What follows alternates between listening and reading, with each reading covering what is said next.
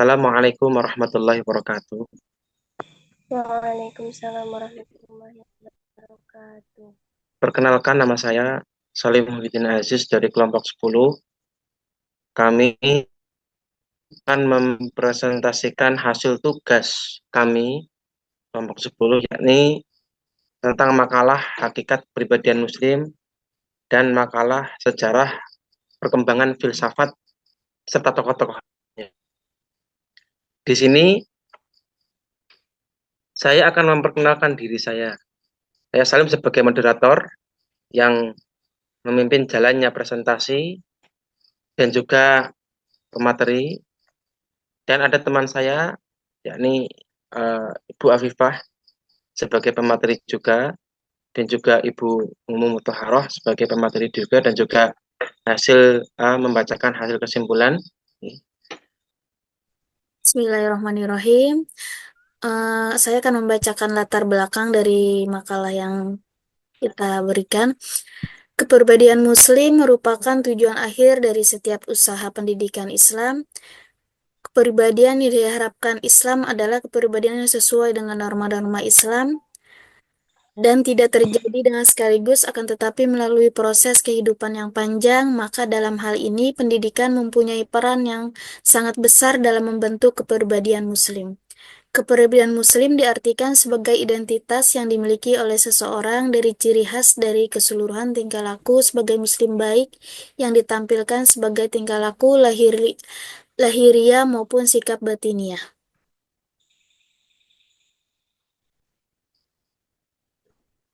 Berikutnya, perkembangan filsafat Islam sebagian tidak terpisahkan dari sejarah panjang khazanah. Pemikiran Islam sesungguhnya bukan sesuatu yang sederhana.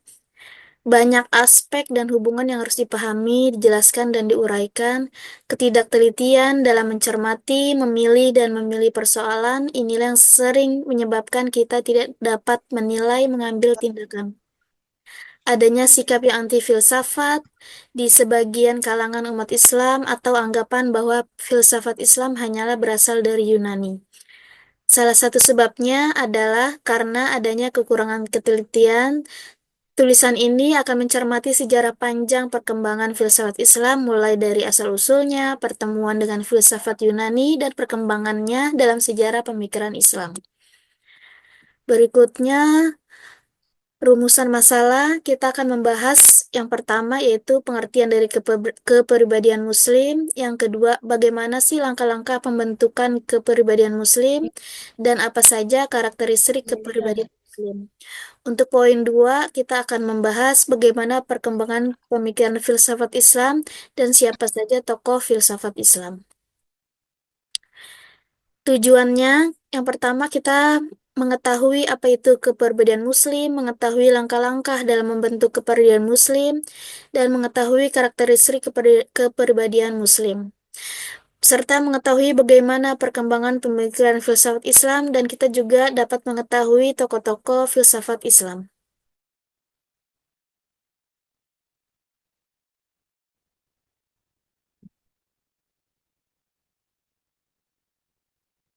Berikutnya saya serahkan ke moderator.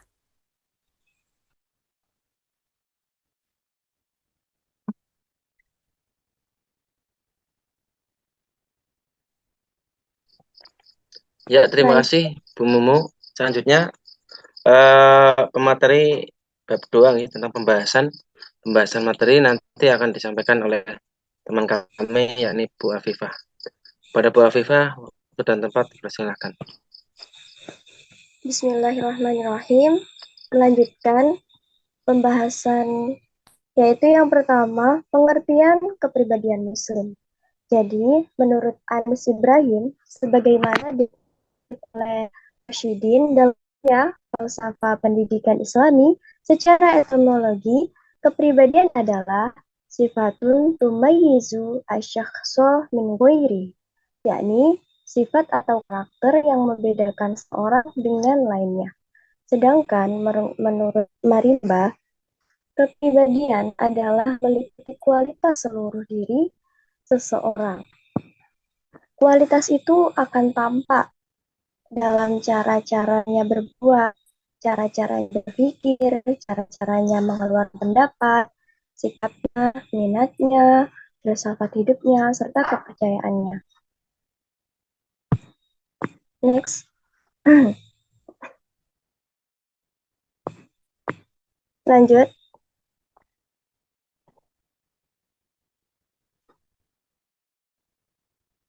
Nah, kemudian kerangka pembentukan kepribadian itu ada 3 peran, yakni apa saja? Yang pertama, peran keluarga. Mengapa? Peran keluarga di sini sangat penting bagi pembentukan kepribadian seorang muslim.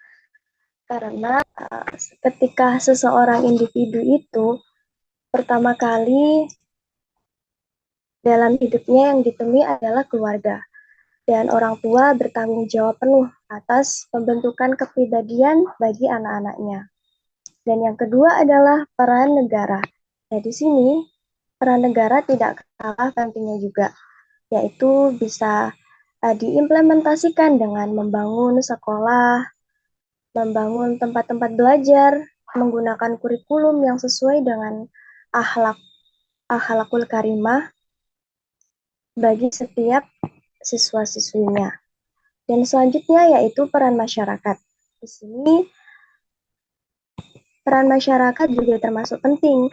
Karena apa? Karena manusia itu tidak bisa lepas dari yang namanya bersosial. Jadi makhluk sosial bermasyarakat. Jadi dalam masyarakat misalnya membentuk organisasi-organisasi yang berkaitan dengan akhlakul karimah seperti organisasi pengajian, organisasi lainnya yang membentuk karakter Muslim itu menjadi baik dan sesuai dengan syariat Islam. Dan selanjutnya, yakni 3 proses dasar pembentukan. Apa saja? Yaitu yang pertama, pembentukan pembiasaan. Jadi di sini seseorang dibentuk kepribadiannya dalam pembiasaan sehari-hari. Contohnya yaitu pembiasaan sholat, pembiasaan ngaji, puasa, dan lain sebagainya. Sehingga kepribadian itu melekat pada diri seseorang dengan kegiatan sehari-harinya itu.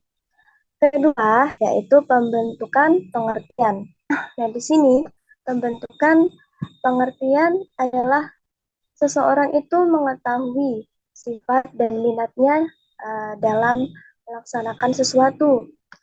Nah, seperti itu, apa tujuan dari kepribadian yang baik dan apa bentuk negatif dampak dari kepribadian yang tidak baik. Kepada Bu Mumu untuk meneruskan yang subjek, monggo, waktu dan tempat kami persilahkan. Berikutnya yaitu karakteristik kepribadian Muslim. Hasan al-Banna itu merumuskan ada 10 karakter Muslim yang dibentuk di dalam Madrasah Tarbawi. Karakteristik ini seharusnya yang menjadi ciri khas dalam diri seseorang yang mengaku sebagai Muslim yang dapat menjadi furqon atau pembeda yang merupakan sifat-sifat khususnya muwasofat. Yang pertama ada salimul akidah, akidah yang bersih. Yang kedua sahihul ibadah, akidah yang benar. Yang ketiga matinatul khuluq, yaitu akhlak yang kokoh. Qawiyul jismi, kekuatan jasmani. Berikutnya musaqqaful fikri, intelek dalam berpikir. Berikutnya mujahadatul linafsihi, berjuang melawan hawa nafsu. Yang ketujuh yaitu harisun ala waktihi, pandai menjaga waktu. Yang kedelapan ada munazzahamun fi syunihi, yaitu teratur dalam suatu urusan. Berikutnya qadirun alal kasbi, memiliki kemampuan usaha sendiri atau mandiri. Berikutnya nafi'un li khairihi, bermanfaat bagi orang lain. Terima kasih.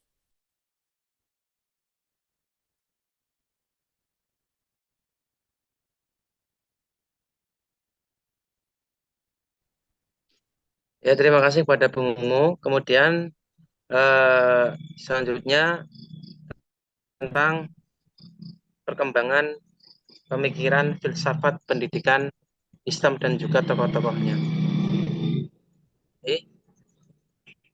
pemikiran filsafat Islam berkembang pasca penerjemahan atas buku-buku Yunani. Pertama kali dikenalkan oleh Al-Kindi berkisar tahun 806 sampai 875 Masehi.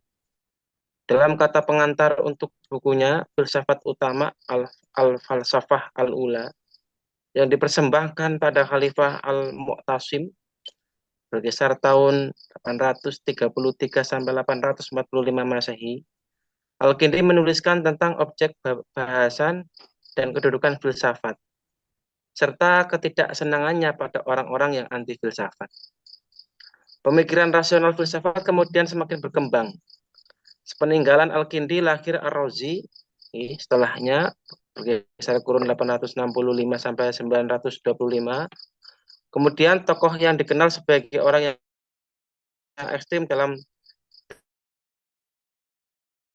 seni yang hanya mempercayai akal. Tokoh-tokohnya ada Al-Kindi itu sebagai tadi yang dijelaskan sih. Ada tentang bukunya Filsafat Al-Ula nih. Kemudian ada banyak nih. Ada setelahnya itu ada kalau dalam ada Ibnu Sina. Jadi intinya kalau dalam kesimpulannya, maksudnya bukan kesimpulan yang saya. Dalam bagian akhir ini beberapa hal yang perlu kita perhatikan bahwa pemikiran filsafat tidak didasarkan atas filsafat Yunani yang murni, tapi juga atas perkembangan sumber-sumber khazanah Islam itu sendiri. Alih-alih banyak filsafat Yunani yang sebaliknya justru malah menjadi boom atau gara-gara filsafat Islam atau diakui oleh dunia gara-gara filsafat Islam. Kemudian penting juga bagi kita mengetahui bahwa grafik perkembangan filsafat dalam Islam ternyata tidak semulus yang kita bayangkan. Pasang surut. Ada masa kejayaan, ada masa surutnya. Pertama-tama Yunani filsafat itu disambut dengan baik karena memang diperlukan untuk memenuhi kebutuhan, menghadapi pemikiran-pemikiran aneh yang menyimpang, tapi kemudian dicurigai sebagai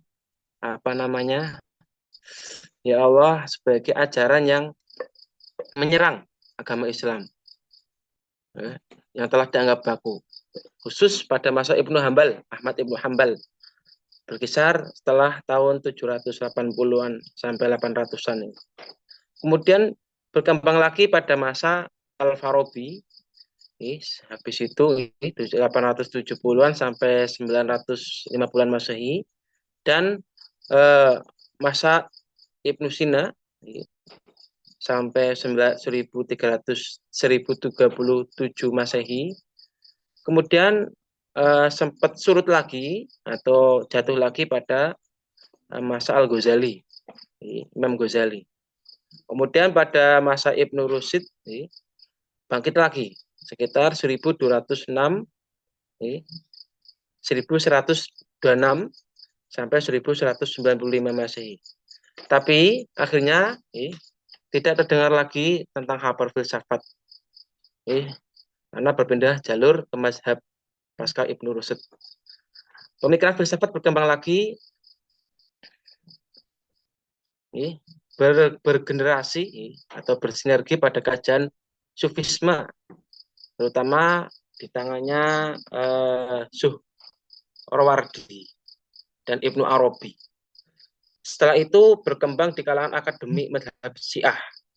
Bahkan sampai sekarang berdasarkan nyataan tersebut, filsafat Islam dimulai pada menjadi kajian sampai sekarang.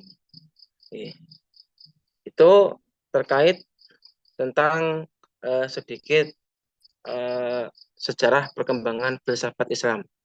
Monggo kemudian sesi selanjutnya diberikan kepada Bu Mumu untuk membacakan kesimpulan. Nah, ya saya akan membacakan kesimpulan dari materi yang kita sampaikan. Kepribadian Muslim itu merupakan tujuan akhir dari setiap usaha pendidikan Islam. Kepribadian yang diharapkan Islam adalah kepribadian yang sesuai dengan norma-norma Islam.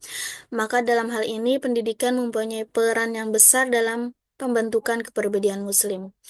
Pembentukan kepribadian dalam pendidikan Islam meliputi sikap, sifat, reaksi, perbuatan, dan perilaku. Pembentukan ini secara relatif menetap pada diri seseorang yang disertai beberapa pendekatan, yakni pembahasan mengenai tipe kepribadian, tipe kematangan, kesadaran beragama, dan tipe orang beriman. Pemikiran filsafat Islam tidak didasarkan atas filsafat Yunani yang masuk ke dalam tradisi keilmuan Islam lewat proses terjemah, melainkan dikembangkan diri dari sumber-sumber khazanah Islam sendiri karena adanya kebutuhan untuk itu. Terima kasih, saya kembalikan ke moderator.